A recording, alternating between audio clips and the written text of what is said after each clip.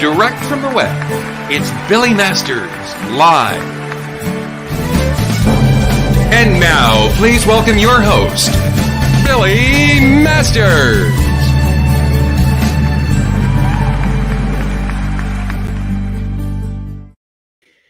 Hey everybody, welcome to Billy Masters Live. I am your host, Billy Masters, and we're in the middle of, well, it doesn't really look like we're in the middle of anything outside. I'm just taking care of some paperwork. See, that's what I do when I'm on the show with you guys. I take care of paperwork because, you know, we're very professional over here. We're in the middle of what they're saying is going to be a storm. I don't know. They're now saying that we may not get it. Who knows? But anyway, for those of you who are not in New England, just so you know, it is Tuesday, August 4th. At least I hope it's August 4th. I'm not exactly sure. Somebody puts these things on the screen and who knows? We got a great show today. Oh my God. But before we get to today's show, let me tell you who is on Thursday's show, which was supposed to be one of our guests, but we've done some swapping around. So Thursday's show, it's going to be all about Provincetown. We're going to have Arla Jean Merman, and we're going to have Edmund Bagnell from Wellstrung, who's doing a solo show down in Provincetown this summer. We will also have Rick Murray, owner of the Crown and Anchor, and Mark Cortale, manager and producer. So it's going to be something. Let's just say it's going to be something and leave it at that. We'll see what that something is. So before I get to the show, obviously I like to open with a little personal anecdote, and I picked this one for our first guest. Judy Gold and I have talked about Bob Smith so many times on this show, off this show. For those of you who don't know, because I do feel sometimes we skew young here and we get the kids who need to be informed. Bob Smith was the first openly gay comedian to appear on The Tonight Show. Before that, he was obviously an openly gay comedian. He was a writer. He was a member of Funny Gay Males. He was one of the funniest people you would ever meet. But what was interesting about Bob, and one of the reasons why he rose to such fame, in addition to being incredibly talented, was he wasn't a stereotypical gay. He wasn't lisping. He wasn't skipping. He was just a guy. And what he helped show was that just a person next door could be gay, could be funny, and could be non-threatening. Unless, of course, he wanted to threaten you, which he was not above doing. Let's just make that clear. He was no saint. He would hate if I said he was a saint. He was an amazing fan of mine. He encouraged me. He's still, we right now, by the way, we are celebrating 25 years this month of writing my weekly column, which you can read on billymasters.com. He would send me the best letters after each column because he got it on the advance list. He would ask me questions about the blind items. He would tell me gossip. We would just gossip back and forth. And this includes up until his death from Lou Gehrig's disease. He's still on the distribution list for the column. I just can't take him off the list. But the last time I saw Bob, even though this disease had sort of imprisoned him in his body, his mind was so quick. And as Judy says in her book, he couldn't necessarily speak, but he could laugh. And he did a book reading, which I thought was going to be odd, at Barnes & Noble. I don't know, Judy would know, maybe 4 to 6 months before he died, maybe. And he had all of his friends there reading portions of the book, and then had a party back at the house. And this is the last photo I took with Bob. And it just makes me so happy because while I can see the indications of the disease, I also see that smile and that little glint in his eye. And without Bob Smith, there would be no Billy Masters. There would be there wouldn't be a lot of people. So anyway, that's Bob Smith. Rest in peace, Bob. Check out his books. My favorite book is Remembrances of Things Past. It's fantastic. But speaking of fantastic books, our first guest, Judy Gold, one of the smartest, and I know you don't want to say smart when you're talking about somebody funny, because smart usually means not funny, like that intellectual humor that nobody really likes. But I like it. But she's hysterically funny. She is smart. She is so intelligent. This book, I should mention the book. Yes, I can say that, Judy Gold. I'll leave it up there another minute. People, go to Amazon, buy the book. It's like a history of comedy. It's a history of censorship. It is a history of gays in the performing arts. It's just like everything. And I spent all last night reading it. Get the book, get her audiobook. It's even better. But I didn't have enough time to listen to her. I'm going to leave her in the car. Welcome, Judy Gold. Oh my God, I can't follow that, Billy. Wait, I have to tell you something. You know, Bob wrote 5 books. And it's the title of the book you were talking about is Remembrance of Things I Forgot. Oh, I forgot. You're right. And I have to tell you, Bob was like an amazing writer. That is the only book. And now I've lived in New York City since 1984. Right. That was the only book that made me miss my subway stop. Because Isn't it great? So engrossed. And I looked up and I'm like, what? Yeah. It's one of the best books because he ever goes back and sees himself as a young man, like talks to himself. It's and then there's like a Dick Cheney character, yeah, and you know, so there good. are philosophical questions of if you change something, would you still end up where you are, and what are the consequences? It's really, as a matter of fact, now that I'm talking about it, and I have the galleys. He had sent me the galley, so I actually don't have the published book. Oh, the book is you got to get one. Yeah, I don't have one here. I think I'm going to get it because it was a great, that's a great summer read. If you're looking for something to just... Wait, what else is a great summer read? Oh, I don't know. I think it could be this book. Hello. So, Judy, speaking of the book, I have to ask you, do you consider yourself more of a lesbian comedian? Oh, shut the fuck up. I hate when people ask. It's the question you start like chapter Billy, 7. It's so funny. Oh, but Billy, when you get interviewed for anything, you're doing a gig and you're doing the local paper. There are certain questions people ask, and you're just like, I want to hang up. I want to hang up. Like number 1. Oh, what got you into comedy? I don't know. Read my wiki page. Like, hello. What can people expect when they see you? To shit in their pants? I don't know. Well, one of the things I know when I started, and again, there weren't gay comedians when you started. I started, Bob started, and people always asked what it's like being a gay comic, and I took a huge offense to it because a lot of my material wasn't gay. It was just material.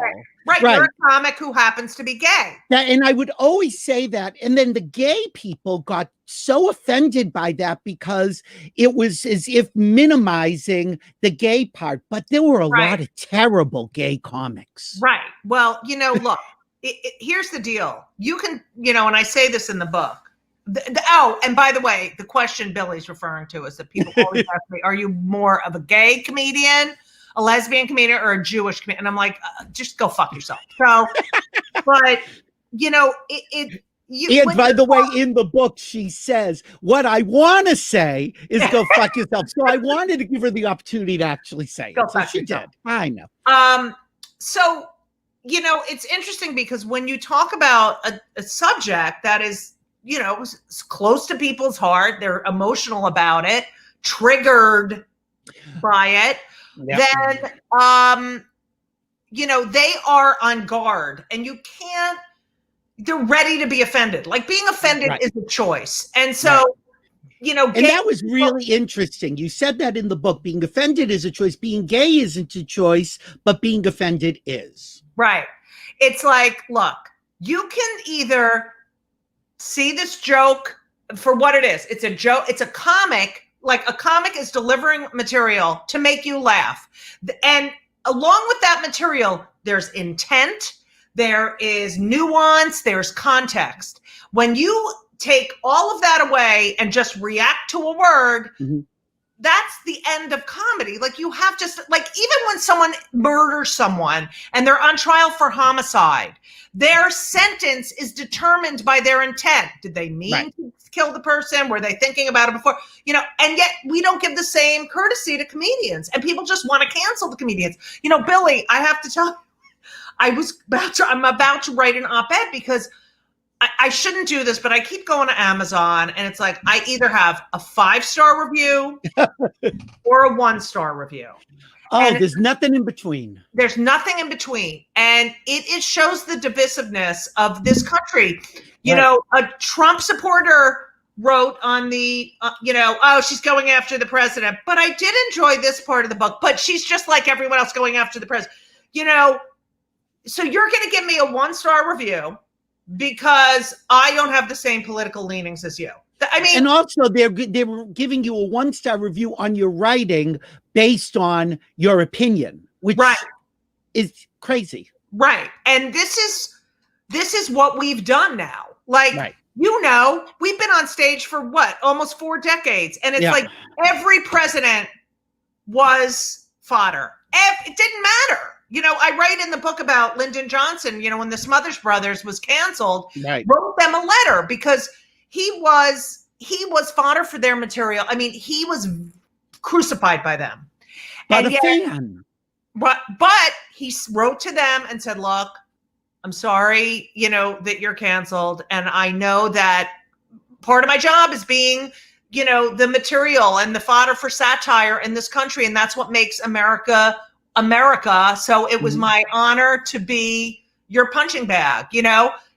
And can you imagine Orange Fuckface doing that? No. Look, even Nixon went on laughing. Right. I mean, come on. This guy. But then you put it in context, which I did not know. This is so informative to me. And I think I know everything as you do. But you far more than I do. Tell people about the Treachery Act of 1934.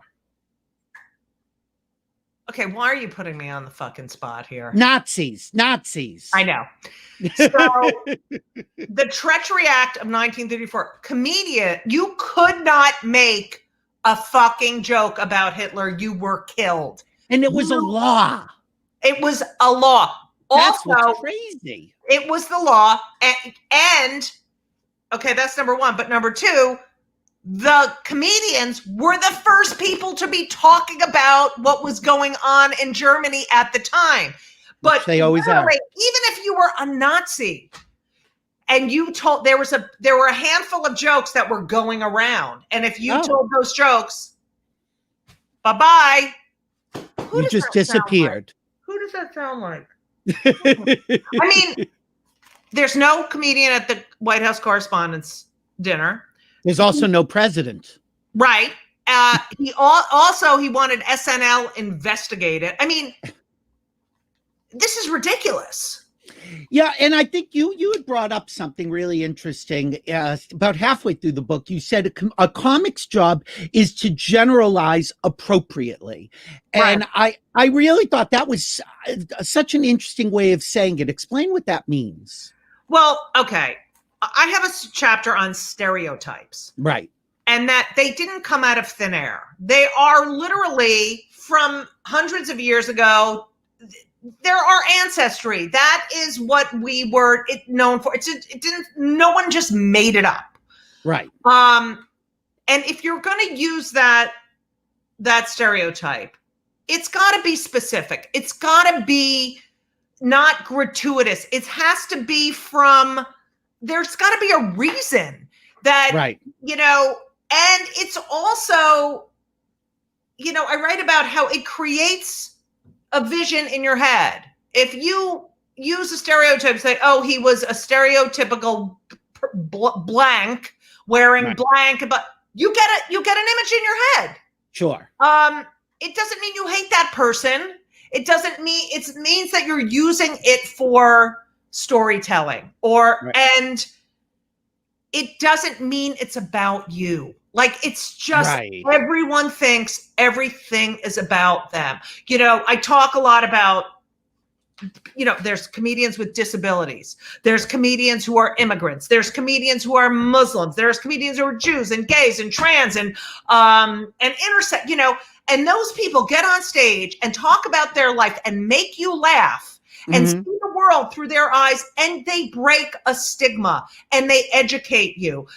Comedy is so powerful because it is education, but it's also a weapon. But we have to realize it's a coping mechanism. And if you're going to banish comedians, you're going to deprive the world of laughter. So banish wisely, because we are just here to make you laugh. And ultimately think. And tell the truth. We tell the truth. Right. That's what people hate. You know, see, there are comedians that don't tell the truth. And you talk about that there are really hacky comedians, which we all laugh at hacky jokes, and we've all told hacky jokes. Right. But the interesting thing was talking about the lazy comedians and having to follow them, or that they really, or the lazy comedians that use stereotypical jokes that ruin it for everyone else. Right. So look, you know, there's a lot of talk about how Reagan and Bush dumbed us down, you know, dumbed America down. And, you know, the same thing goes, I think, with stand-up, but with every profession. If someone sucks at what they do, it makes it harder for everyone that's, you know, has anything to do with that person or in that field. So you're starting at a negative. Right. So if you're going on stage and you're following someone who is just doing dumb jokes, you know, just tell the host Dick story. Do you remember that one? Oh my God. It was the corporate gig. Was it corporate? No, it wasn't corporate. Oh, the one in Marietta, Georgia? The one that told 2 jokes, and they were both dick jokes. So I'm headlining. Now, being a female headliner in the early mid-90s, not easy. Right. And people always ask, is it harder for a woman? It's harder for a woman in every fucking profession, except for like teaching, nursing, and flight attending. So I'm headlining, and I'm in Georgia, and the MC, right before he brings me up, does a joke about, one was about the size of his shits that he and his brother used to measure. Yeah, measure the size of their shits. Yeah. That was one joke. Hysterical. I mean, that they go, oh, yeah. And then the next joke, John Bobbitt had recently had his penis chopped off by his wife. And he did a joke about how that when they found the dick in the woods, none of the guys wanted to pick it up because it was a dick, you know? So they were like, I'm not picking it up. Like, so this was, and then here's your comedian, your headliner, Judy Gold, lesbian, Jew, whatever you want to call me, female. And I used to open with a joke because I'm really tall, and I had really short hair at the time, and everyone always, and we used the word transvestite at the time. Right. But everyone always thought, like, people would do a double take and think I was a trans vestite, not a trans person. So yes. Just someone who dressed in. Isn't it ridiculous we have to worry about the words? I know we have to. We're the ones who fought so that, we could even talk about this shit. So, and 90% of the trans people I know don't care. But it's the 10 that ruin it. I know. Just like every Yelp review at a restaurant, there's one miserable bitch who, like, the host looked at her cross-eyed. She writes a fucking thing. There goes, it's like my book. These people, I wrote an article about Shane Gillis for CNN which is an example of the lazy comic thing, about how he got fired because, he was doing just not written, thought out material. And it was all, racial epithets, and he's working for a network, and they're just like, cause he said he was pushing boundaries. And I'm like, look, George Carlin pushed boundaries. Richard Pryor pushed boundaries. I don't know what he's pushing, but it wasn't right. But it's like, and he's funny, and he should get, I never said he should never get on stage again, but it's like, you can't call that political correctness. You have to call that Okay, bad jokes, fine. But now this network has to fucking deal with you, when you're working for a corporation. Anyway. Right. Okay, go back to so you're tall and so people I do thought you a were whole trans. thing about how, I'm not a transvestite. People think I'm a transvestite. The other day I went to the gym. I walk in the ladies' locker room. This naked woman hides behind her locker and says, "Oh, I thought you were a man." So I whipped it out. I showed her my penis, right? They're like, "Ooh." So finally, I had done this 4 nights in a row, and I was like, and they were like, "Ooh," and I go, "Can I just stop, please? Why the fuck he gets to talk about the size of his shit and how a penis that was chopped off that no one wants to pick up, and I can't do a joke about having a penis? Like it was mind-boggling to me, and but it's like the double standard. It's the double standard. White men. I hate to tell you, white men, when there's 3 white guys on a show, it's a show. Right. When there's 3 women on a show, it's ladies' night out, hysterical, funny stilettos, and it's ridiculous. It's funny. You mentioned in the book that if you worry about how everybody is going to take a joke, you could never have a routine. You can't do a joke. And I remember one of my French and Saunders. I'm a huge fan of French and Saunders, and I'd gone to London to see their farewell performance. And one of their jokes was they play extras on the Titanic, and so to get more screen time, they make up business. And Dawn French is carrying around a doll and says, "Mercy for my dead baby," and she keeps saying it. It's hysterical. I had seen it on TV. Right. Since I saw it on TV, one of my friends had a baby who died at a year old. Oh. And I thought, and now I've put myself in her shoes. I'm like, is this a trigger for somebody who has a dead baby? Right. And I thought, but if you think of that, you can't say anything. So it's such a balance. Right. But it's also the intent of that joke, Obviously. So it's like, all right, here's an example. I talk about this, like Gilbert Gottfried.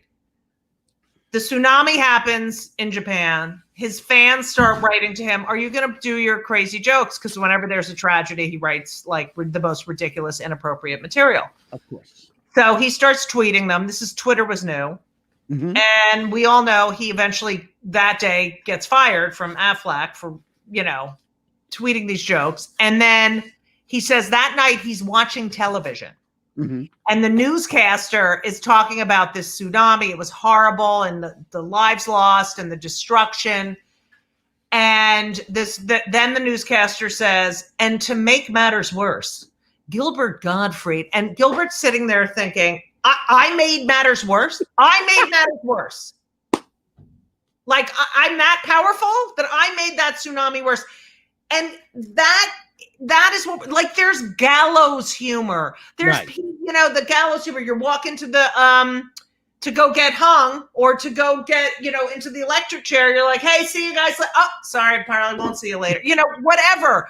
It's humor diffuses tense situations. A joke is tension released, right. And this idea that we can never feel uncomfortable. That's the big thing. Yeah. Yeah. And what is this thing where we need a safe space and you can never feel bad? What the fuck is going on? Every safe space has a door to the real world. I'm just telling you right now. And if you bought a ticket to a comedy show, you have to know what you're getting into, I would think. Right. And that comedian on stage was not thinking about you at all. Ever. Yeah. When they were writing their material, whatever. The best is you talk about, and we've all gone through this who are performers, but comics get it worse after the show. When people come up to you. Billy. I have never seen this happen to you, but now I so want to see. I want to stand at your meet and greets because I think there are none. No, you're one of the few comedians still working every week. That's true. I am working in twice a week. I know. What are you? Your Monday night on your own and Wednesday? Monday night at Crown and Anchor by my, just solo show. And then Varla Jean Merman and I have a show on Wednesdays that is so fabulous. Twice a week. How? Well, all right. Go back to the meet and greets. So because comedy is such a personal art form that we get on stage and really people know intimate details about us. Right. They think that after the show, we're their best friend. They know us. Can tell us whatever the fuck they want.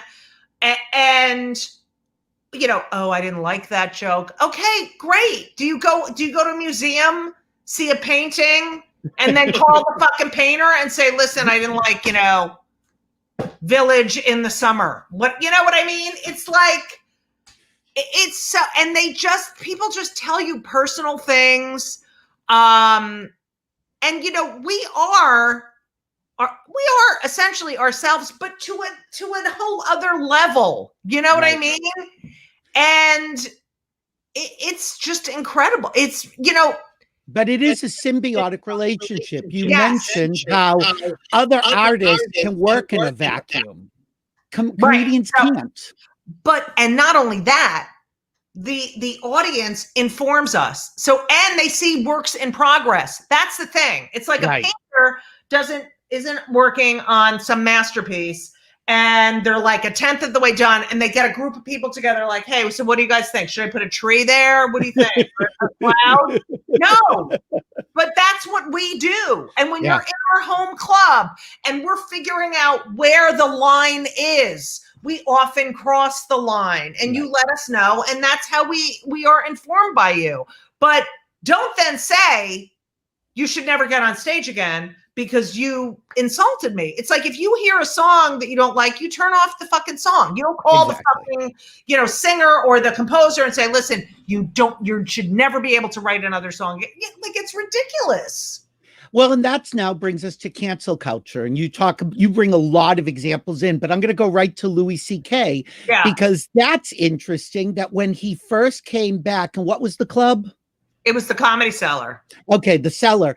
And you would talk to the owner who had said, if somebody feels uncomfortable and just leaves quietly and asks me, he would give him back the money. Oh, they actually now at the Comedy Cellar, well, before the pandemic, they had a sign that said, swim at your own risk, but we will give you your money back. So if Louis comes in, and you're offended, then you're welcome to leave and we will refund your money, because oftentimes he would just pop in and not, he's not listed on the show. So if he was listed, some people will be like, oh, I'm not going to go to that show. But it doesn't mean, Louis' behavior was gross and abhorrent, but you can't say that he can't ever get on stage again and tell another joke. Your opinion of him is different. His material might have a different ring to it for you. So you don't think it's funny anymore. And that's fine because you know more about him. Right. But it doesn't mean that if a club owner wants to book him, that he should be silenced in his whole, you can't. Well, and we should point out you had good experiences with him. Well, first of all, I'm a 6'3" lesbian. I mean, I've seen the misogyny for the 35 plus years I've been doing this. Right. I'm like so fucking used to it. I have not, had to deal with, the guys all knew I was gay and that I was I was just one of the guys basically. Cause I was like out there every night doing my shows, just wanted to be, wanted just to be a great comic. And, I was not I was objectified. There was a lot of Me Too shit, but not to that, extent. And yet, Louis, for all the bad he did and all the pain he caused, I don't know if there's another male comic who has put more women on television. Pam Adlon, Tig Notaro, head of his production company, woman, head of casting, woman. I think intellectually he was a feminist, and yet he had an illness. He's got this illness. But the one thing I do regret for him is that the first night he did go on stage after this all came out, he didn't talk about it. Right. Which every good comedian should. We talk about the elephant in the room. That is our job. That's why it's so horrible we can't perform now, because we're all in the same boat. We're all like, this is the perfect storm for comedy. Everyone's like thinking the same thing. Like, when the fuck is this going to end? You know? Have you always been this outspoken? Like, even as a kid, you talk about your mom, but it seems like you had more restraint back then. You know, I think as I've gotten older, I just don't fucking care anymore because I'm older. You know, you get to a certain point where it's like nothing you can say to me. I have heard it all before. I've been humiliated. I've been kicked down, you know, whatever. But I was always this precocious kid in a way. I used to be like, why are we talking about that? Why is everyone ignoring black? Like, I just didn't understand. And my mother, Judith, keep your mouth shut. You know. So I learned when to, just, all right, let's not bring it up inappropriate. But, when I'm on stage, anything goes. And then when I started, getting older and seeing the inequity, like inequity really bothers me, and prejudice and racism and ignorance, like it really, and laziness, right. You know what I mean? And just, Billy, you change. You have befores and afters where you were a different person before an event, and so I guess there is a sensibility you have. There is a sensibility that must have always been there. Well, I always noticed everything, which I thought was a curse and a gift. Like, I would notice every little thing about people, and even the stuff that we didn't talk about, you weren't supposed to talk about. Mm-hmm. And I just, there were a lot of secrets growing up. I come from a very conservative, not conservative politically, but a conservative Jewish family. Look, my grandmother was born in 1896. I shared a room with her. She used to come on the weekends. We shared I had older parents. My father was born in 1916. My mother was born in 1922. They were older when they had me. So I sort of grew up in a household of a different generation, right, where, we kept quiet. They were settled in their ways and they had different values. But I was always like, and then you come along. Right. And I'm like, what the fuck is going, like, seriously? Yeah. It's funny is I had so many friends in New York, and you had mentioned one. You mentioned Adrienne Tolsch in another podcast, who I adored. Lynn Samuels was a good friend of mine. Yes. These were outspoken, really opinionated, and whether you liked them or not, they were always entertaining. You might even have different viewpoints, but they presented such a informative argument. You had to respect them. And smart. They were smart. Very That's why smart. It was all women had to be like even smarter than the guy. That's why I love Joan. I mean, you look at Joan, her 5 decades of doing stand-up. And you cannot deny that you could tell from the routines a voracious reader. We knew this. Oh, brilliant. But also you saw where women stood in society by what she was talking about. And she was talking about things before people were talking about them, Well, you mentioned the stigma. Yeah. You mentioned in the book people who I didn't know. Jean Carroll. Tell people about Jean Carroll. Now I've gone and looked at the videos. So. Isn't she great? Amazing. But it's so funny. A lot of the stuff I credited Joan with about you didn't want to be pretty, you want to be self-deprecating to be funny, really sounds like it started with Jean and moms and people like that. But Jean Carroll, tell people about Jean Carroll moms, Maybelline. Jean Carroll, she retired at a young age, but she was before Joan, before Phyllis, before Toady. She was really the first female. They used to call her, like, they would say to her, you're like a guy comic, because she wrote amazing material. In fact, there's a story that Alan King stole one of her jokes. Yeah. And she was on Ed Sullivan, and she wrote the most incredible material. But you look at her, beautiful. And yeah, she was really on the vaudeville circuit, and she was a singer and dancer. And then she had to do patter for something. You know, they made her speak, and they realized, oh my God, she's funny. And she realized she was funny, and she became a stand-up. And a lot of people don't know her, but she really should be credited as being the first, you know, female stand. But you look at her, and she would get on you know, whatever platform, at Sullivan, whatever, and the first few jokes were basically to disarm the audience. And they were basically, right. I am a piece of shit. I know I should be home cooking, and I'm just a woman. I can't believe I'm doing that. You know, she'd get that out of the way and then go in for the kill. And right. That was, you know, that there's still women who do that. Yeah, she talked about wearing long, shapeless dresses, right. Not showing too much leg, right. Not being too pretty. But she was really like one of those women on TV who looked like she could be one of those spokesmodels that were like with the right. Maytag and stuff. But then had a brain. Right. She was so beautiful. Really beautiful. And really beautiful. And in order for people to listen to her, she had to like dumb down, basically. Frump down. Right.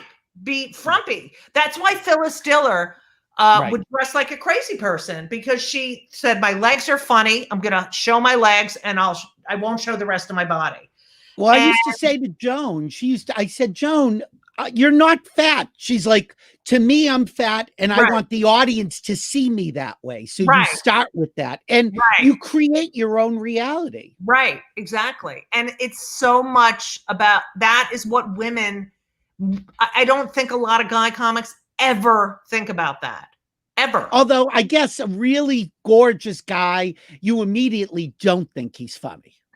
Right, but that's the same with a woman. Like yeah, that's same why, thing. You know, but now there's so many really attractive women who get, you know, dressed up in their sexy outfits and go out there and are like, fuck you. And that is progress. But, yeah. You know, because it's a spoken word art form and you have to listen, you didn't want the men objectifying you, and you didn't want the women hating you, you know? Right.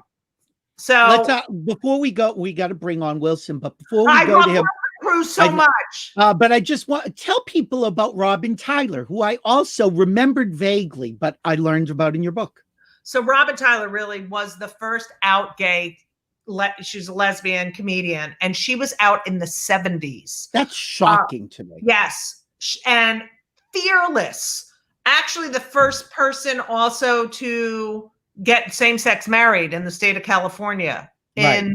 That's where I knew her from, but I didn't right. know she had a whole life before that. Yes, so she was. I mean, you don't know who came before you, who set this right. pathway.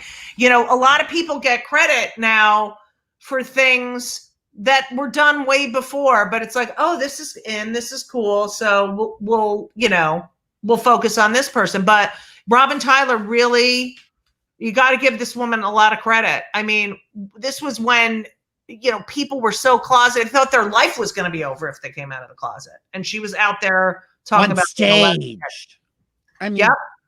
And, you know, I will say, and I've said this before in the show, I think that really it's the women who have pushed the boundaries for gay people far more than the men. I don't know if it's because the men are complacent or they're comfortable or just scared, but it seems that all the strides we have made when it comes to marriage, when it comes to gay pride events, it is always the women who do the grunt work in the organization. The guys show up. We're used to it. We're used to being second-class citizens. So it's like, so I would hear guys, you know, be like, we don't need to get married. I mean, everything's fine. Yeah, everything's fine for you because you have a huge disposable income. Right. You know, you're not making, you know, less per dollar. You're not getting promoted because you're a woman. It was like, you know, we were already fighting. And, you know, when you're already there, when you're already in it, you just have to grab on to, you know, helping, you know, the Jews call it tikkun olam, healing the world. And it's a great way to live. And before we bring Wilson on, Robbie wants to know, is Judy really 6'3"? Robbie, I had a knee replacement and I'm 6'2" now. When you brought that up in the book, I did laugh. I didn't know you could shrink an inch. You shrink, and then my other leg, because it settles in, my other knee needs to replace, and it doesn't straighten. So yeah, so I'm a little but once I get the other one done, the doctor said I'll probably get my balance back.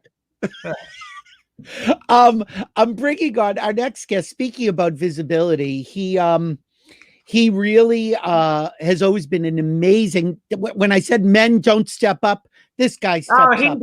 He does. And this past summer, if you watched on Apple TV, Visible out on television, I give a lot of credit to Wilson Cruz, and not bad to look at. So here's Wilson Cruz. Hi, honey. Hi, honey. How are you? Oh my God! I watched that whole interview. I love you so much. I love Wilson Cruz. Like, first of all, I've known him since he's like a fetus, and he's grown. He's such a great person, and such, the visibility, that he gives to our community, and the strength, and you're and so grace. fucking great, Wilson. I love you, Judy. Judy, I have to tell you, the reason why I know Judy Gold is because I am one of her biggest fans. I used to go to her. I used to go see her do stand-up here in Los Angeles. Whenever I would hear that she was on a stage somewhere, I would go there. You know this. And then we met backstage afterwards. And I even was her date one year. Yes! To the Comedy Awards. The Comedy Awards. I had to rent a tuxedo. I didn't even have a tuxedo. Do you remember that? Yeah. I love you so much. We had so much fun. I missed you. I miss you. Where are you? Where are you, honey? You're in Provincetown. Yeah. I'm in P-Town, baby. Where are you, Wilson? Huh? I'm in Hollywood. I'm right on Franklin and La Brea. Come wave and say hi. Oh, well, no, I'm in Boston right now. I'm going to drive down to see Judy next week, actually. You better. I will. Wilson, are you working? I'm here. I just finished, when I got here in March, I had just finished the 3rd season of Star Trek, and I go back in October. So I'm here until I go there, but I'm doing another job in Canada, probably, I hope, before that. So then I'll go straight to Trek from there. Oh, wait, why? Because they have the coronavirus under control? Wait, who's their leader? Right, oh, because right. I think there are 300 cases in the entire country of Canada. Yeah, I had mentioned last week, a friend of mine in Australia, in Melbourne, told me that they were back in lockdown because they had a spike. They had 100 cases in a day. I said, we kill for 100 cases. Oh, we're up to what are we at? 18. No, yeah, almost like 1,500. It went up. Yeah. Right? Well, please, 10,000 cases a day in Florida. Testing more. We're testing more. Right, or as he said on that Jonathan Swan interview yesterday, where he was like, "Yeah, people are dying. So what? I mean, it's like fucking piece of shit. Yes. Shit. So people, get out and vote. If you don't want to go out, go to your local, go on your website in your state and find out how to get a mail-in ballot. Get it now. You don't even have to send it in. You don't even have to do that. You can just go to vote.org. You just put in your zip code, everything. You can check your registration there. You can register there. You can make sure that you're getting a mail-in ballot, once they redirect you. There's a lot you can do there. And send it in early. I mean, there's all this stuff that they don't want to count early. Get it in early. Make sure that you count. Yeah, so apparently, if you want your ballot to show up to be counted on Election Day, here in California, you should mail your ballot on October 20th. Right. Oh. And John Duran last week, West Hollywood City Councilor, said the earlier you send it in, the better. So just get it out of the way. You don't even have to think about it. Done. What else do you have to do? They should be coming out soon. Oh, and the other thing that's important is you should make sure that your address is current. That you can also do that on vote.org. And this is the other thing you can do. Vote for Joe Biden. Vote for Joe Biden. And whoever the hell he picks as VP, it doesn't matter. Who the fuck? Right. I mean, look at this guy has Pence, a fucking right-wing radio talk show host, and everyone. Yeah. No, I don't mean to say that it doesn't matter who the vice president is. I mean, they're all the choices. Right, all of the choices are excellent. They're fantastic. And again, whoever it is, vote. Doesn't even matter at this point. Amen. Wilson, what if I loved this documentary. It's a series, actually. It's a docu-series.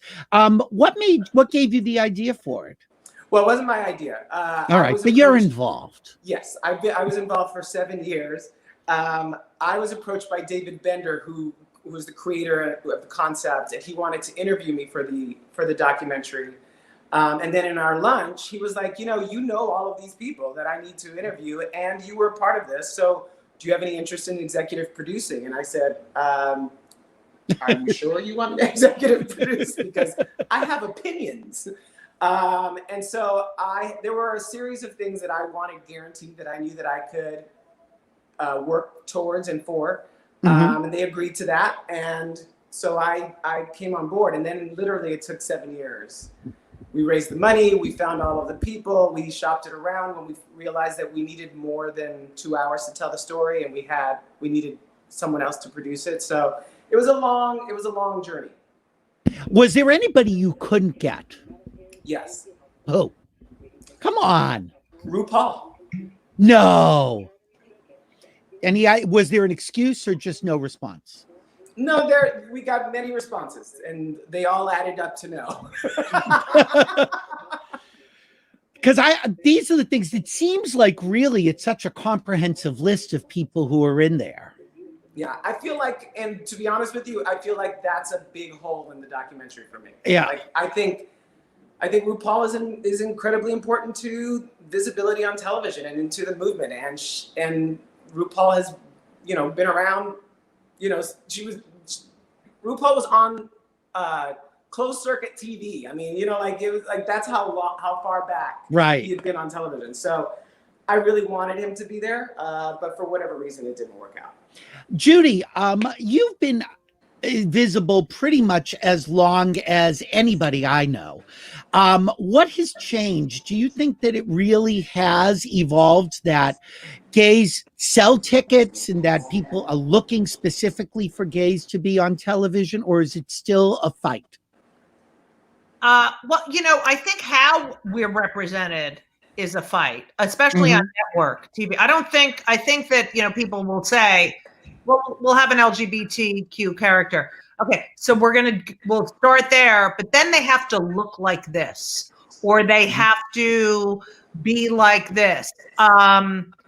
So I think, thank God for cable, but I know when I came out really as a gay parent, and because I had all this material about my kids, and I was not gonna not tell it because I'm gay, and it definitely had an effect on my career, and people were like, cut the gay stuff, and I was like, fuck you, that's who I am. But I started pitching a TV show about a same-sex couple with kids, like a fucking traditional sitcom about a family. I started in 1999 and was rejected. And I went about 12 years pitching a show. And as my life changed, I would add those things in, like, now we're divorced, but we live in the same apartment building and we share custody.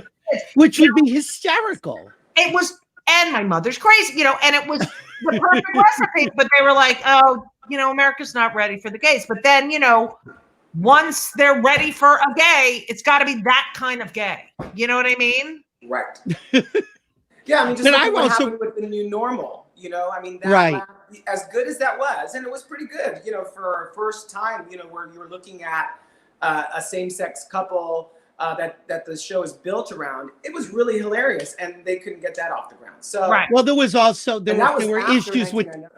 Well, there was issues also with the cast. That vulture story didn't help. Oh, I don't remember that. Oh, yeah. Well, we'll talk about that. I only remember the good things.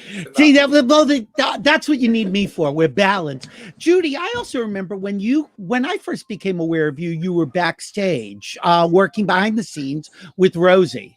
Oh, right. Yeah. I produced the first 2 seasons and wrote for that show. Yeah.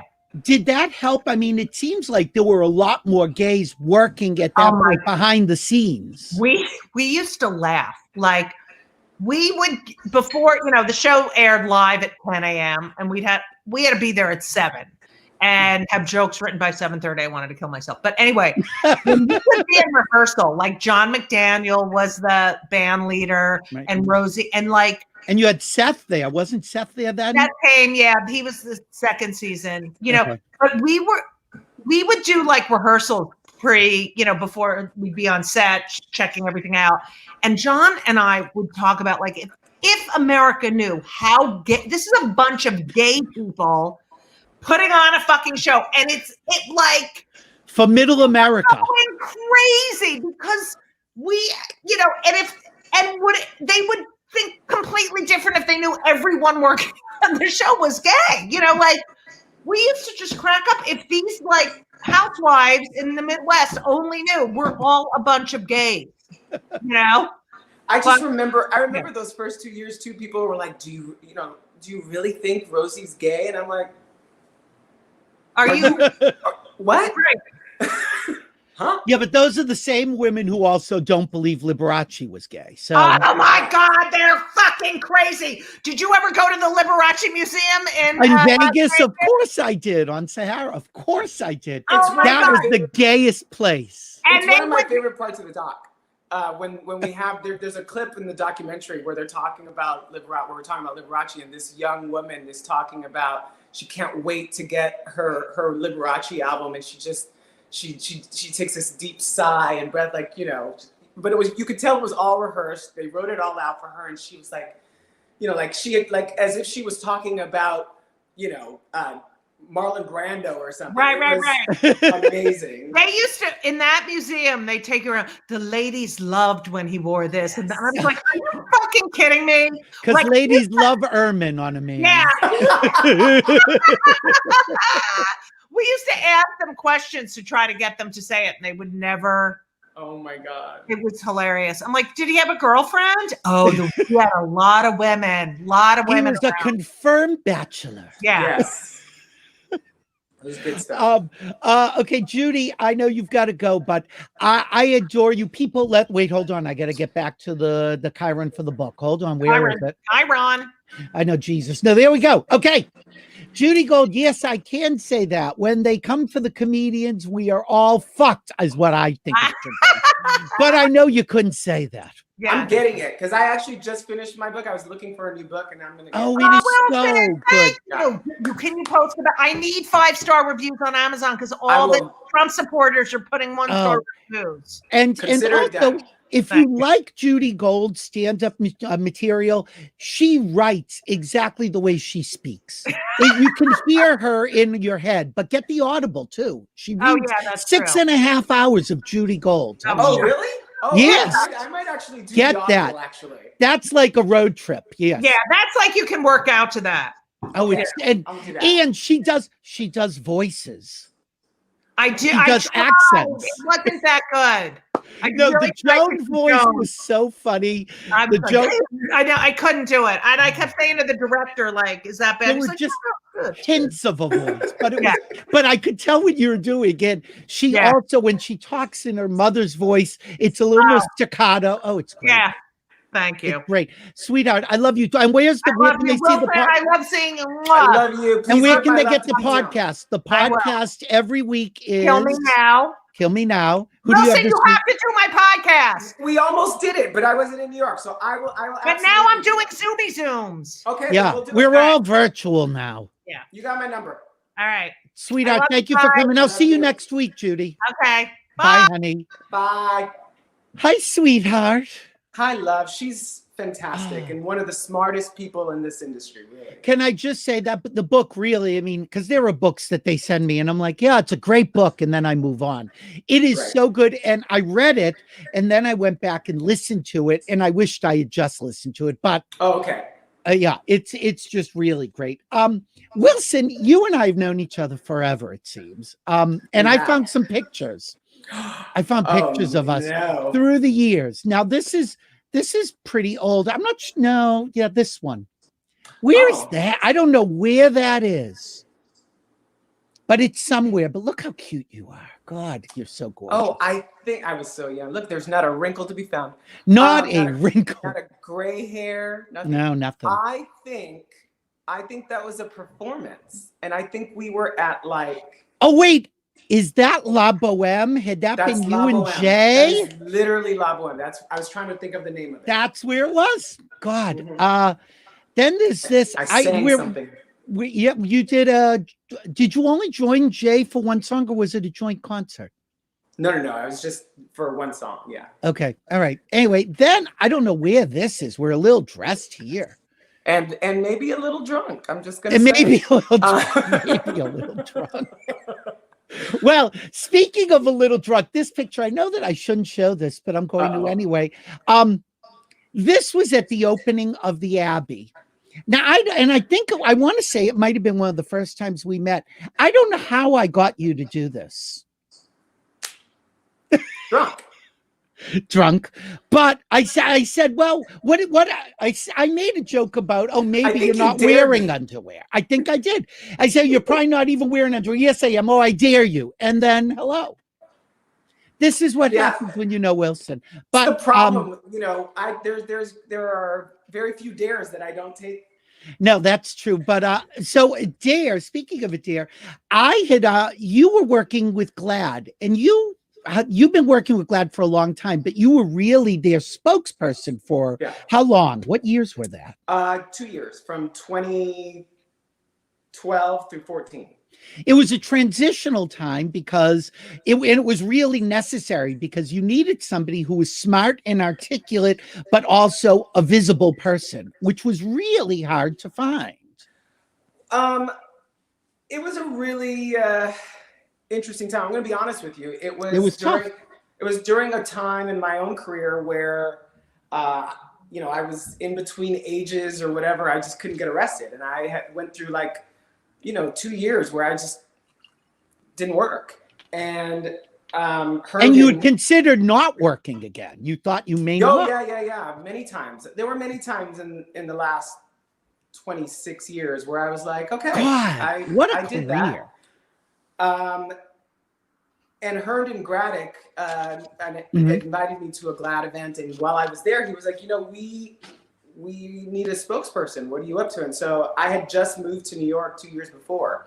Right. And he got me to move back. And then he left, and I stuck around while they looked for a new president. And I kind of had to take on a lot of those responsibilities in the meantime, along with Dave Montez, who ran the day-to-day operations. And then I was kind of the face of it. But it was important because we were in the middle of marriage equality. And so there was a lot of requests for GLAAD to be present. They were going through a really transitional period. We needed to raise a lot of money. I knew how to raise money. And we were really taking on at the time, the media in terms of representation of people of color and trans people especially. Because we'd gotten to a point in visibility where we were definitely on TV, but really, we were only on TV if you were a gay white man. Other than that, the rest of us weren't really on TV. And so we were really having these really difficult conversations. I was, along with Rich Ferraro. And there's long before RuPaul, it was a different landscape for people who don't know. It was Will and Grace, and that was it. It was Will and Grace. It was Queer as Folk. It was very white. Will and Grace or Basic Cable. It was very white and very cis. Yeah. And we wanted to change that. And so we were having really rudimentary conversations with networks and studios about how to do that. And now we're starting right now, like in the last 5-6 years, we're starting to see the results of those conversations. And speaking of RuPaul, I think RuPaul has really had an enormous impact on that, because while I think people are using RuPaul's Drag Race for the entertainment factor, there is also education going on and a platform for so many people. Oh, absolutely. And you can even say that RuPaul himself, has been educated on these issues. That's how pervasive these lessons have been for the entire culture.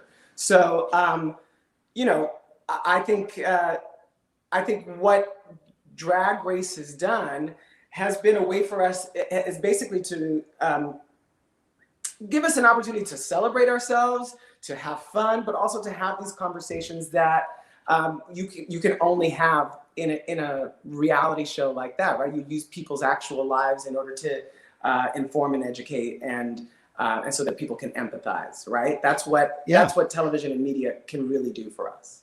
Well, and I think Judy also brought up, it educates us in terms of different portions of our community, what terms they would like, not like, that there is internalized homophobia or speech that is offensive to other people. So I have found it very educational. Yeah. If maybe over the top occasionally, but you know, there's nothing wrong with that.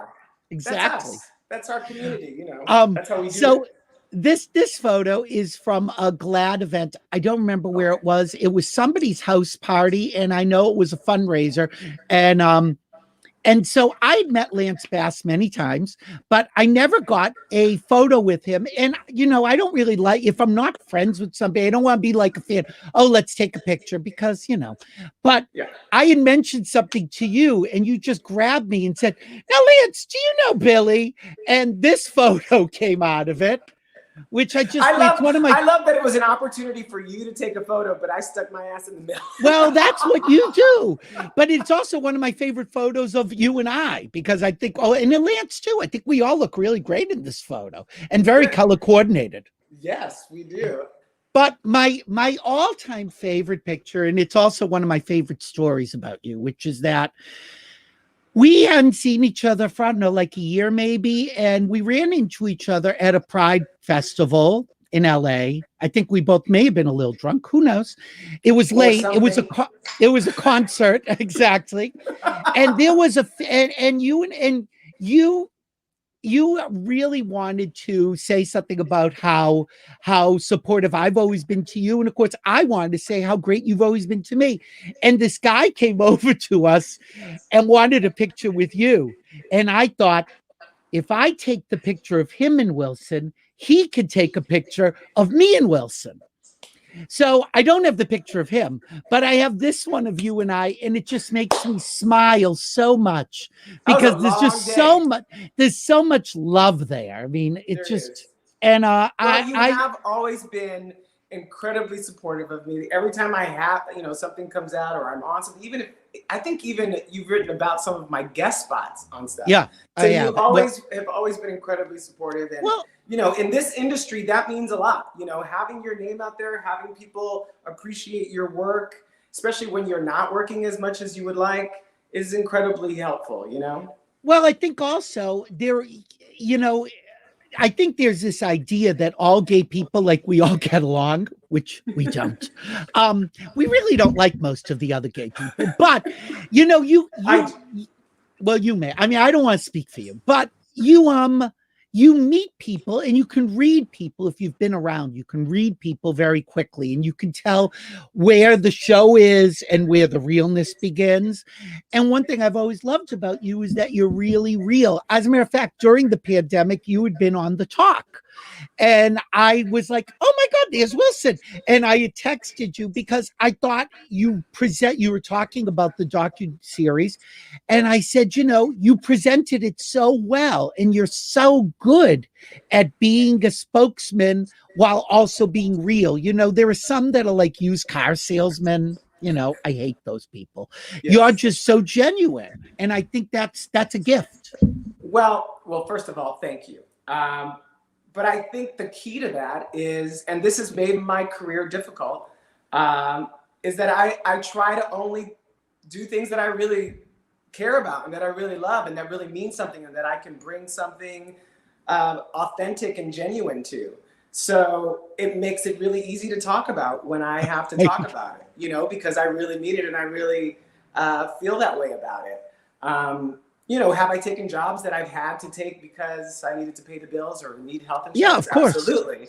But, for the most part, I've been really fortunate in that I've gotten hired or auditioned for and gotten roles that really mean something to me, that really are part of the message that I want to put out there.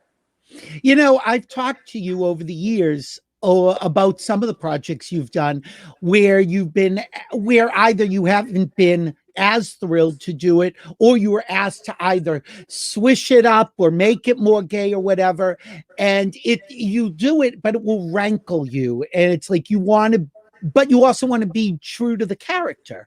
So does a director or writer's idea of what a character is, has that clashed with what you think it should be? Oh yeah, I mean, most of my early career was really about being collaborative with the content creators, about being courageous enough to risk saying, hey, I think we can make this better. Offering myself as a consultant.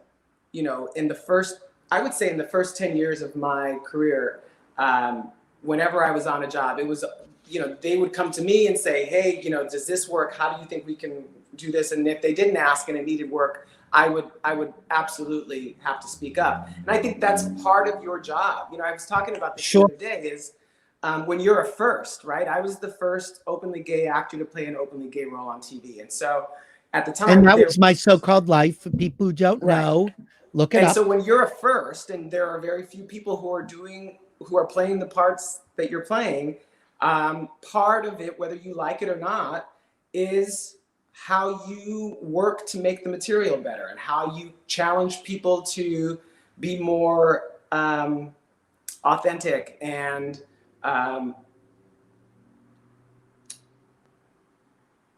allow them to remove their own ego from their work and let you help them. And so I always presented myself as someone who was there to help them make their work better. But that also is a huge responsibility that you know, I think that gay people have this added burden as performers that straight people don't, because there are so few that you feel like not every straight white guy is representing every straight white guy. Right. But there is this idea. Right. That's but the he point. Doesn't have to. He doesn't have to, because there were, you know, billions of white guys who came before him. But when I got a job early on, I knew that there were going to be millions of people who were going to follow me. And so how am I going to make their work experience easier and better? How am I going to make my own work experience on my next job easier and better? You know, so I'm trying, you know, early on, it was really about how do I get this industry to create the kind of roles that I want to play, right? That how do I help generate the kind of work that I believe we deserve to see? And inspire those creators to keep writing those roles. Yeah, and I think it's really about how you approach people. You know, I don't come in, you know, trying to start a fight or an argument. I come in saying, hey, here's a way that I think this could be better, and usually it works for them. But I'm an artist too, right? So I come to it in a collaborative way.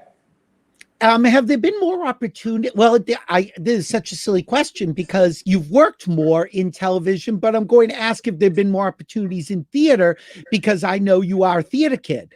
Yeah. But you haven't really had as many opportunities in theater. Has that been a choice? No, yes and no. I mean, part of it, you know, I love the theater. I come from the theater. That's where I grew up. I grew up on a stage, and I think being here in California, I've done a lot of good theater that I've enjoyed. I went to New York for those 2 years. Couldn't get arrested. I mean, I came close to. I think it was between me and one other guy for like 3 different musicals. Oh wow! And then I got the GLAAD offer, and I came out here. And then ever since then, it's just been one TV show after another. And when you're doing a TV show, you don't have the time. You don't. And, you know, and I have contracts, so. Yeah, theater, for people who don't know, theater usually requires a bigger chunk of time than a television show. And you mentioned LA, and it just reminded me, I remember seeing you, wasn't it in Tick, Tick, Boom? Yeah. Which was that the Coronet? Yeah, we did the West Coast. So great. It was the West Coast premiere at the Coronet Theater. It was I think it was one of the very last plays they did there. I think you're right. We started at the Rubicon Theater in Ventura, and it was so successful there that they ended up moving it to the Coronet Theater, which rarely happens in LA. It's so crazy, but it was a great cast and made a lot of sense. Was Christian in it with you? No, I did the national tour of Tick Tick Boom, the first national tour with Christian Campbell. Okay. And then 3 years later, they wanted to do a West Coast sit down premiere. Yeah. And so then that's when I did it here. Wow, but that was an amazing cast. And I actually just reunited with some of the Ventura cast because we sang for a benefit for that theater company. Oh, really? Yeah, because theaters, as you know, are going through a very hard time. Yeah, and so theater, talk about Rent. Because you got Rent. Was that right after My So-Called Life? How long after that was it? It was 2 years after. Okay. I was just thinking about this actually because for last night I was watching the Merrily We Roll Along documentary. Yeah, I just saw it a couple weeks ago. Yep. And I was watching it, and then that show and the documentary are really about the birth and of dreams and following through and the disappointments of having dreams. Oh, it's so heartbreaking. Yeah, and so I remember, but beautiful. It is. And I remember, they didn't want to see me for Rent. Michael Greif, Michael Greif didn't want to see me. Tim Wilde didn't want to see me. They didn't want to see anybody with any credits at all because they wanted another full cast of unknowns. And so I was told not to bother, basically. So I flew to New York anyway. I auditioned there. And when I got finally in front of Michael Greif, he was like, "Why am I just seeing you now?" And I was like, "Well, you might want to ask Bernie Telsey, who was sitting right there." And he still teases me about that. So anyway, for me, it was really a realization of a lifelong dream. All I ever wanted to do was to be on Broadway. And I wanted to play that role specifically because I thought Wilson Heredia did this amazing job. And I thought, while watching it, I was like, oh, I want to play that role, but I want to do my own version of it. And Michael Greif was completely open to that. Good. I was just asking. He was, because I think that Wilson Heredia was fantastic. And the pressure of having to replicate his Tony Award-winning performance would have driven me insane. So there was a portion of that show that I really loved that I wanted to help develop a bit more. And so we did, and I'm really proud How long of it. did you do the show? And they kept it in for years. How long did you do the show? I did it for a year and a half accumulatively. So I did it for 6 months here in California, and then I went to New York for a year, but I took 6 months off to do a film with Angela Bassett, and then I came back and finished. Was that in LA? Was that at Century City? Isn't that where that was? No, we were at the Amundsen. Oh, you were at the Amundsen. They went to Century City. That was the tour. A couple years after we did. Right. It was another tour. Right. Just because I'm also thinking I'm getting flashes. You talking, I'm like, oh, I remember the Coronet. Oh, I remember this place. So, the short answer to your question is I'm way overdue for a play. Yeah, thank you. Okay. And I am looking forward to doing that. I just need a good chunk of time that I can devote to it. Has there been something that came down the pike that you wanted that you just didn't get? I mean, the list is probably endless. I mean, well, what is the dream role that was this close and you didn't get? So I haven't really talked about this. Yeah, it's all right. So when they were first gonna make the film of Rent with Spike Lee for Sony Studios, I was cast in that. Oh, and so were a number of other people. And then he asked for more money, and the studio walked away. And so I wasn't in the Rent film. Christopher Columbus came, he was going to direct it. They called me and I was like, we were like, listen, if you're going to do this, I just want to make sure you're not going to hire the entire original cast, because if you're going to do that, great, you should do that, but don't put us through that. So they put us through it, and then the entire original cast. So that was heartbreaking. Yeah, sure. And then, so there's that. And then the second most heartbreaking one was there was about a 3 to 6 month period where Jeffrey Wright was not going to play Belize in Angels in America. Wow. And there were a series of conversations and meetings that led to him hearing about them and taking that goddamn job. That would have been amazing. I didn't know about that. To be honest with you, I was probably a little young for it, but I was all in. Sure. Yeah. It's funny many because heartbreaks. I could sure. write a whole book about all of the parts that I didn't get.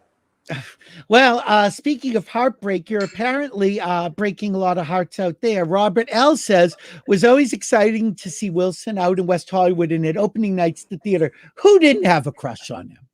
Well, apparently a lot of people, because I've been single for 10 years, but go ahead. I don't know why you're single when I look at this picture. Hello. That's Billy Porter. That's two of my best friends. That's Billy Porter and that's Ron Pennywell. And we were at... I love this picture. We were at, the latex ball. Last summer. Well, happily you wore fishnet. Why not? You had to wear something to impress. Do you? Ball. Well, it's funny because had you been shirtless, it probably wouldn't have the impact as fishnet does. It's interesting because everyone knew you as this young, cute kid, and you really blossomed into this hot, stud guy. Was that conscious to get you out of that mode of being the young, cute one? Androgynous? There was a little bit of that. I remember when I got Party Monster, the film Party Monster. Sure. I felt like he needed to have a certain kind of look and body, and the costumes that they had me in really lent itself to that. So, and then after that, it was just, a way of life for me. But that picture, the fishnet or whatever, that's my Star Trek body, which I'm working on getting back to post-corona. Just madness it is. And so let's talk about Star Trek. I think you're the first person in Star Trek. No, you're not the first, because I was just going to say you're the first person in Star Trek history to have come back to life. There was Leonard Nimoy. That's right. That's probably the most you and famous Spock. one. I think the Borg maybe a couple more, but I think in terms of major characters, I think that's true. Yes, it was. How did that happen? I still don't know. How did it happen? So I got the role. They called me up. They offered me this part on Star Trek. I show up. We did 5 episodes, and they kept me on. Because I was originally supposed to do 5, and they just kept telling me, I was going to be sticking around. So I was like, great. And then my first day, because I was shooting 13 Reasons Why. Oh, really? Season 2 at the same time. So I was flying between Toronto and Northern California every week. And my first day on 13 Reasons Why, I get a call in my dressing room, and it's the producers from Star Trek saying, hey, we have some news. We're killing you off. Yeah, thanks. And so devastated, really. Right. And so I go back, I shoot the episode where they kill me off, and they tell me right away that they're bringing me back, but they don't know how. Which was a beautiful scene, by the way. It was beautiful. And then the second season comes, and they made me a series regular because they were like, it was a whole thing. It was a whirlwind because I didn't know if it was going to be a regular gig or just continue recurring. And then there was another pilot that wanted me. And so I had to decide. And I remember you were sworn to secrecy because I said, it was so heartbreaking. And I said, but there are rumors you're going to come back. And you were like, well, we'll see. And I'm like, well, what the fuck fuck is that? But I am Billy Masters. You can't tell me everything. Yes. I mean, I wanted to come back, and I just felt that in terms of the audience, they deserved better than another gay character being killed off. And I think they realized that too. But I also think it was part of their plan. They weren't letting me in on all of it until I needed Sure, of course. Okay, we got more comments. Okay, first Jeffrey Epstein says hi and says that he took the photo of me and Wilson and Lance Bass. That is true. That I believe that, yes. Yes, that is absolutely true. Jeffrey said he was going to try to watch. Hi, that's another person who through the decades has been incredibly supportive of me. I remember one day being at outside of Crunch Gym, and just a terrible day, and Jeff happened to ask me how I was doing, and I think I cried. Jeez. And he had to listen to that for a while. God bless him. Well, but I think, there are people that we know that we're socially friends with. And then there are other people, as you said, you recognize this is somebody you can talk to. Yeah. And you've always been one of those people that I'd put in that group. Jeffrey certainly is. He's inner circle. So we got more. Hold on. Let's see. Okay, well, somebody wants to know, how great does Wilson's chest look in that tee? Well, first, it's a tank, but forget that. But I think he's talking about the one I have on right now. Oh, it may be. Okay, all right, fine. Yeah, look, and it doesn't come easy. Tell me it doesn't come easy. It does not. Please. Look, I mean, the gyms are closed. This is how I get through. Oh, God, look at you. Which I will be doing right after I get off. Well, I think some people may be getting off now. Okay. Rocky Duran asks, nerd question. Do you get to, let's go in phases. Do you get to keep your Starfleet medical badge? No. Okay. No, the ship's doctor always been one of my favorite Star Trek roles in all the series. Wilson, I love that you are already amazing Discovery Cast. Thrilled that you and Anthony get to represent us. Talk about working with Anthony Rapp again. Interesting. We're all friends. You two go back. You are Rent alums, which is interesting. I assume you've known each other forever.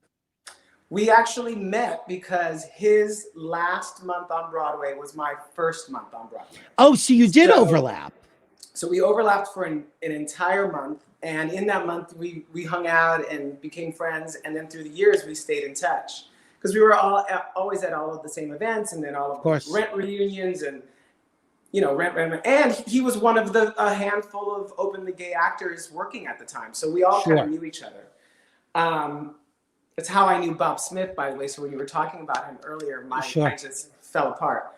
But to be reunited with him on this, what makes it amazing is that, on TV you don't get rehearsal time. It's like you get the script, you show up, they tell you, you work out the blocking and you do the scene. And we were supposed to be this long-time committed couple, and so it was really lovely that we actually had a history to draw from. And we could kind of base our relationship on this very real and authentic love for each other. Is working on this show in a relationship, what have you learned about him that you didn't already know? Oh, that is a good question, Billy Masters. Well,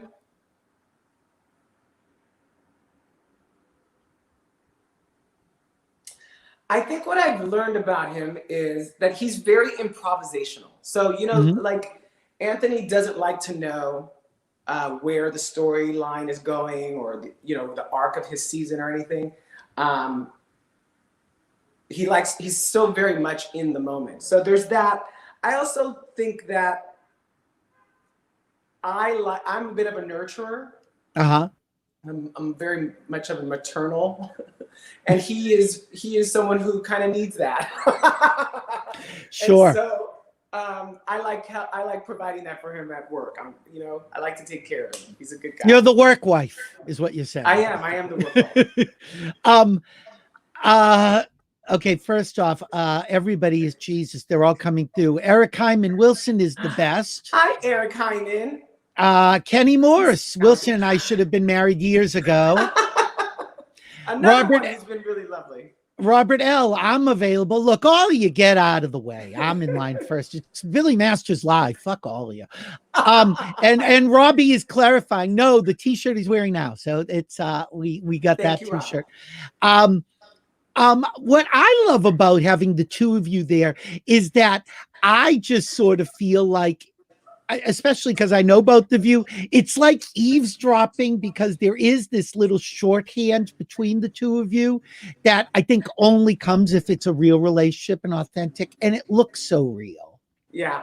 I mean, we have a really great time, I have to say. And, you know, we've had some pretty historic moments in terms of the franchise, in terms of Star Trek in our relationship. And what's been really nice is to be able to share that with him in the moment and acknowledge it. Like our first gay kiss on Star Trek was a lovely moment. Us using our toothbrushes, which was the first time you kind of saw us as a couple, and we kind of marked that moment for ourselves. And you know, I just couldn't ask for a better person to work with on a daily basis. Honestly, he's just everything. Yeah, and talking about family, I didn't know this. I don't know where I've been because I don't know everything. I'd like to think I do, but you talked about in an interview I read last night about coming out and what that was like with your parents, and they both had really different and yet similar reactions, and the aftermath was tough. Can you talk about that? Yeah, you know, I talk about it a little in the documentary too. Not a little, a lot, but yeah. You know, I'm Puerto Rican. I'm first generation born here in the States. My father is a stereotypical, as Judy Gold would say, a stereotypical Puerto Rican straight man. And so he's very conservative in his beliefs, and Catholicism played a big part in our family. So when I came out to him, it did not go well, and he threw me out of the house. And you're how old? I was 19. I came out to them because I was about to come out nationally when My So-Called Life got picked up. And so I was like, well, you know, I should probably tell them first. I told my mom first, and it went okay, right? Like she had a bit of a breakdown, but she recovered pretty quickly. My father didn't. So I came out to him on Christmas Eve, and he kicked me out. And I had a few months where I had to kind of figure my way out. You know, I had to figure out how to survive for 3 months. Weren't you living in a car for a while? I was sleeping on couches. I was doing what I had to do in my car, you know, whatever it was to get me through the 3 months. Sure. And we didn't speak for a year. And then on My So-Called Life, my character, Ricky, actually is thrown out of his house in a very similar way. And my father actually watched that episode. And in watching that episode, he called me afterwards. And it was because of that we were able to have a conversation. So when people say, you know, My So-Called Life changed my life, I know what they mean, because it changed my life. Wow. And now they're amazing. Like I speak. Oh, that was my question. And my youngest brother is also gay. He came out a few years after I did. So as my mother did he said, have an easier road because of you? You would think, but no. It was. I would. He had his own special kind of crazy to deal with. God bless him. Oh wow. You know, now he's married and has a child, and he's in France as we speak with them. So, but they're amazing. You know, my mom says, you know, she has 3 sons. She says 2 out of 3, almost perfect. So I feel like we've indoctrinated them really well. Another friend saying hi, Erin Quill. Hey, Wilson. Erin, actually, I should say, Erin took the photo of me and Bob Smith, that last photo. Erin, if you were watching at the beginning, we went to that together. So apparently you only have incredibly talented people watching the show. Well, you know, again, what I think it also shows, because 90% of the people I have had on guests, and people should know, Wilson and I have been talking about doing this since the pandemic began. I think you were one of the first people I talked to about. Yes, and you were calling me at a point when I was going crazy with Pride and publicizing the documentary. It was like I didn't have a window, but we were going to figure it out. Well, because and you were also doing other things. I originally wanted to have you and Anthony together, and his schedule was such and yours, and then we just sort of stayed in touch. And all of a sudden, you wrote me out of the blue last week. I'd just like people to know. You said, "I think I missed a message. When do you want me?" And I said, "You pick a date. I'll bump whoever I've got." And so I'm glad it worked out. But what he's getting at is I think the good people do find each other. And 90% of the people I've had on this show, and this is now show 37. God, when is this going to end? And I've had at least 2 guests at a time. 90% of them have been personal friends. And what do? You call, and I'm so sneaky because it's not just to do a show. It's really because I want to just catch up with my friends. And I'm like, well, let's let everybody watch. And so when people say, oh, it's like eavesdropping on Friends, that's exactly what it is. And this is the conversation we would be having, except I get to learn. I actually get to learn more about you. So these are all things I didn't know. So what is on like your bucket list? What is the one thing that if I said you can have one wish, either a role or a show or a performance or a husband? Oh, I only get one though? You only get one. Well, what's the first one? Is personal or professional more important to you right now in your life? Let's go there. That's a hard question to answer. Well, Billy, you're my friend. I'm gonna be honest. I've sacrificed a personal life. Obviously, you've been awfully busy. So, there was a point where I decided, am I going to have a child or am I not going to have a child? And I had to really be honest about that with myself. So I have put my career as my priority, mainly because I help my family, right? So I have a lot of people who are depending on me. I didn't need to add a child to that.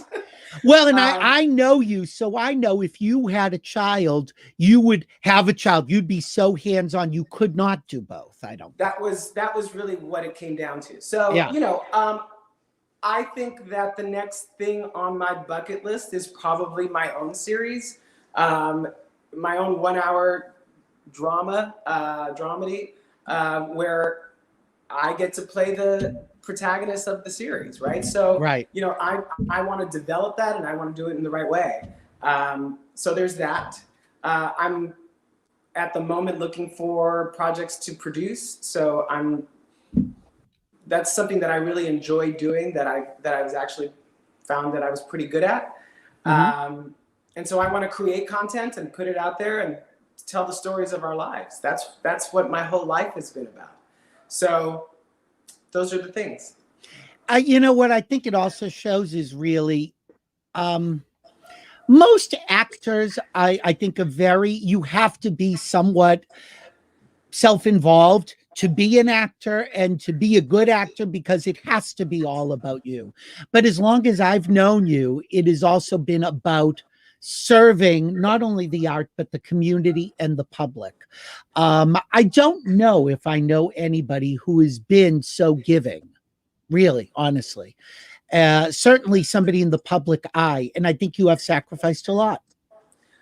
Well, thank you for saying that. But, but I've seen it, in my moments when I'm like, oh, should I have started a family? I always think to myself, I'm on the board of GLSEN as well, which is an organization that I really, that's really important to me.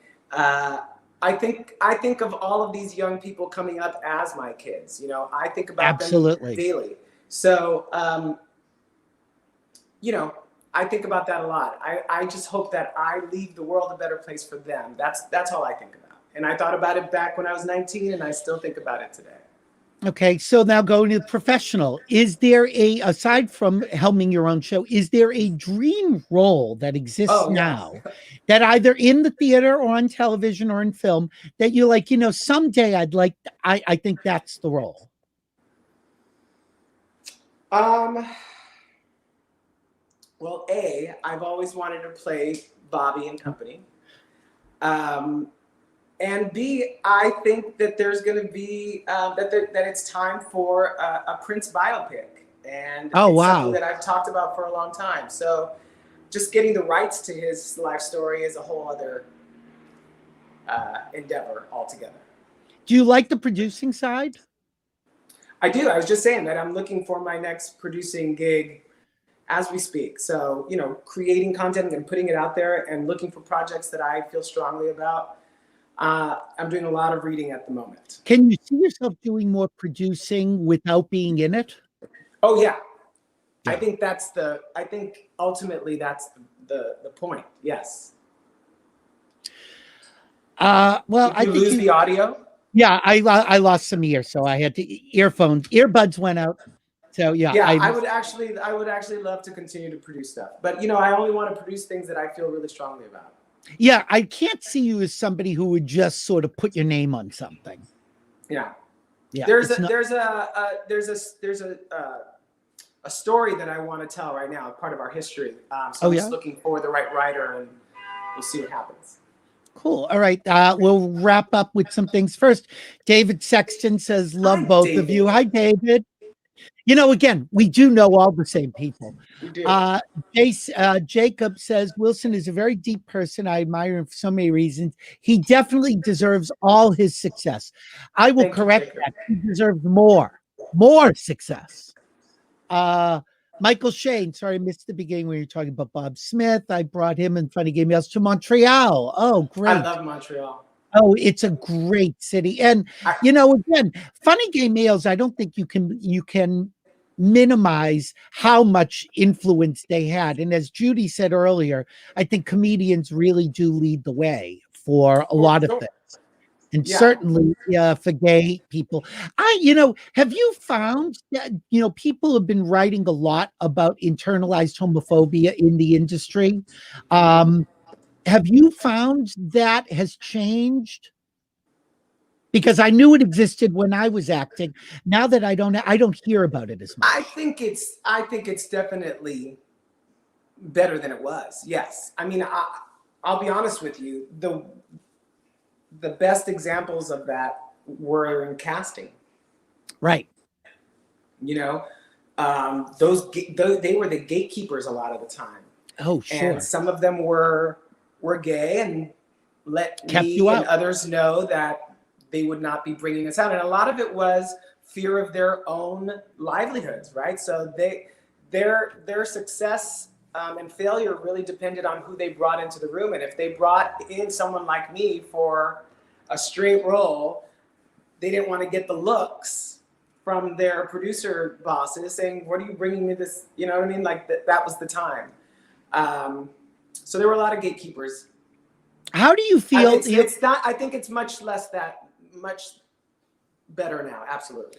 You know, there's a lot of talk about how gays should only play gay. I mean, gay roles should only be played by gay people. Yeah. You know, ethnic roles should only be played by the correct ethnicity. And my problem with that is I think then it works the other way, that then straights should only play straight roles. And how do you feel about that? Because you've played an awful lot of different roles. And of course, being of mixed ethnicity, you've played a really wide variety of roles. Yeah, I mean, I'm Puerto Rican, so I mean, I have been hired to play light-skinned black guy once. But anyway, so my point is, I think the point is that I think where this conversation comes from is from a frustration with a lack of opportunity. Absolutely. For certain communities. So if I'm talking about, let's just use the current example of trans actors and trans roles. Mm-hmm. I think in that circumstance, it's better for everyone if you hire the trans person, because we do a better job when trans people are involved in telling of their own stories. And it's authentic. Right. But can a trans person could a trans person play a non-trans role? Absolutely. And I think so. I think ultimately that's the point. Yeah. Right. in terms of gay actors playing gay roles, what would I prefer? I would prefer to see a gay man play the gay role. Mainly because I feel like we bring something that you can't, something that's authentic and comes from a real place. I'm not saying that straight people can't play those roles. I'm not saying that they don't even play them well. I think they do. My concern is always about, are we giving LGBTQ actors the opportunities that they deserve? Right. And so a lot of people are always like, well, shouldn't the best actor play the role? And the answer to that is yes. In a perfect world. Most of the time, the gay actor is going to be the better person for that role. That's as true. far as I'm concerned. Yeah, right. I mean, I've heard the argument that somebody could say, well, then maybe a straight person brings something authentic to a straight role. And that's where I'm like, well, if a good person is a good, authentic actor, it may be that the straight person is better. It may be that the gay person can play it just as well. So, I mean, I'm not sitting here saying that I don't think that there's going to come a time when it won't be an issue, because I think it will. I think that we will reach a day when that's true. I just don't think we're there yet. Yeah, and I think that one of the reasons we have to go in the direction of whether it is the ethnic minority, the sexuality matching, whatever, it's because it's been so skewed the other way for so long. Right.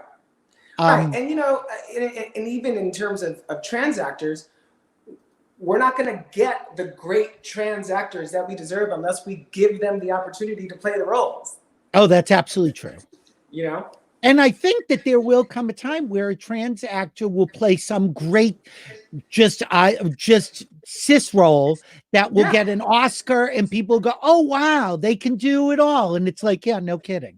In the meantime, MJ Rodriguez deserves an Emmy nomination. I'm just going to absolutely. say that and Robbie just posted, Neil Patrick Harris plays straight in How I Met Your Mother, and he was brilliant. He sold it.